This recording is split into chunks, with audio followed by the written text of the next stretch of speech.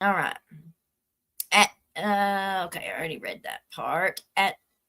Despite that, the indictment alleges that Hall submitted false payroll certifications to the Prosecutor's Advisory Council, which funds the county attorney's office across the state.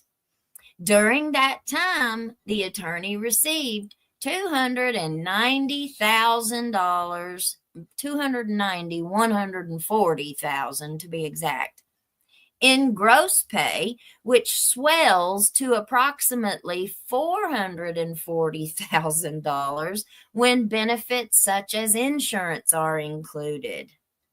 Separately, between 2011 and 2020, Hall claimed to be a partner in the unidentified attorney's law firm, for which he received various payments described as distributions totaling $505,900.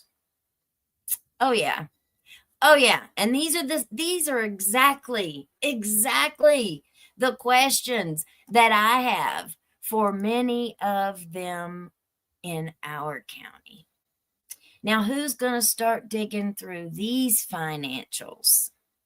Because they need to. I want to see it. I want to see how up on the up that they've been.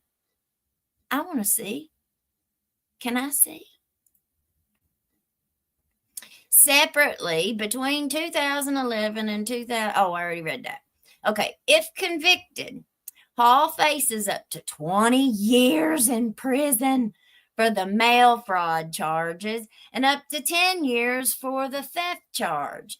In addition, he could be ordered to pay fines of either $250,000 or twice the gross proceeds of the scheme, as well as restitution. So is the other attorney the unidentified attorney, attorney A? So does that mean if they've labeled him as attorney A, does that mean we might hear about an attorney B in maybe a superseding indictment? I don't know. I'm just speculating, of course. Hall is scheduled to have his initial appearance in U.S. District Court in Lexington on May 16th, which we will absolutely be watching. This is the second bit of bad news for the judge this month.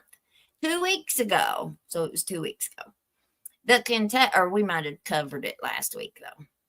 The Kentucky Judicial Conduct Commission issued a public reprimand against Hall for actions on and off the bench, which the commission said demonstrate bias, a lack of judicial decorum, and an abuse of judicial authority, undermining public confidence in the integrity, impartiality, and independence of the judiciary. A copy of the indictment is reprinted below. So let's look at the indictment. United States District Court, Eastern District of Kentucky, Central Division, Frankfort. But before we go reading through the indictment, what do you all think? Let's get some comments in here. Miss Jessica said, I would love to be in the mountains. Love America, Northeast Tennessee. All right. Let me get down here. Let's see. Sarah, good afternoon, everyone. We have corruption in Carter County, too. Yes, hit that like button for us on your way in. It helps us and gets us out to a wider audience. And that's exactly what we need. You know, that's the only way that you can protect yourself. It's the only way that you can protect yourself when you come forward. The more people that know about it and know what you're saying, the better. And I'm not much of a arse kisser. I ain't much of one. You know, right is right and wrong is wrong. I've done plenty of wrong in my life. I don't pretend to act like I'm so much better than anybody else. I don't pretend to act like I'm perfect and that I don't never make mistakes and that I don't ever do things that are bad. I've said things that have hurt people's feelings before. We all have. But the difference is, when we do, we know when we do it.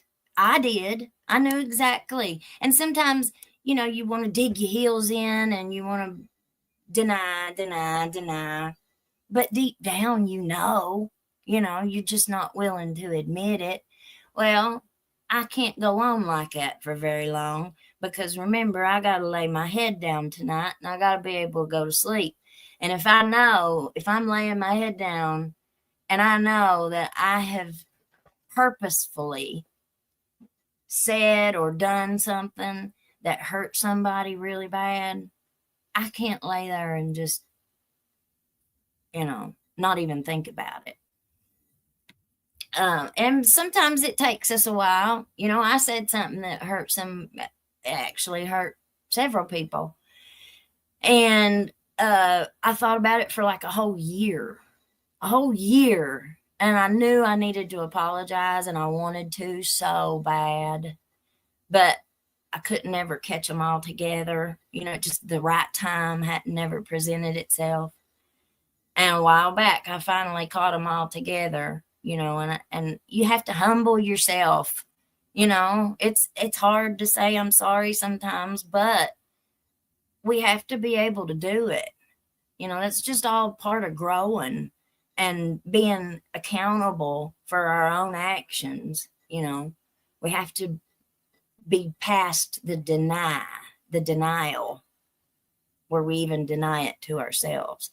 So, and me and you get held accountable if we break any laws. If I am drinking all day and I go out there and get behind the wheel of my vehicle and I take off of driving, well, if I get pulled over, I'm going to go to jail. I'm going to get a ticket, a charge. I'm going to have to go answer for that. My insurance is going to go up.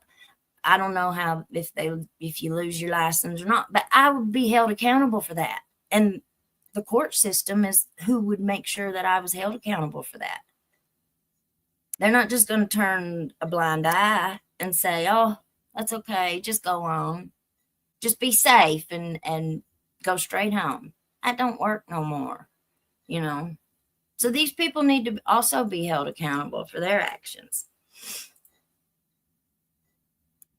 Let's see. What's everybody think? I'm too far down the bottom. Maybe they are not releasing his name as a form of protection. Fear of retaliation.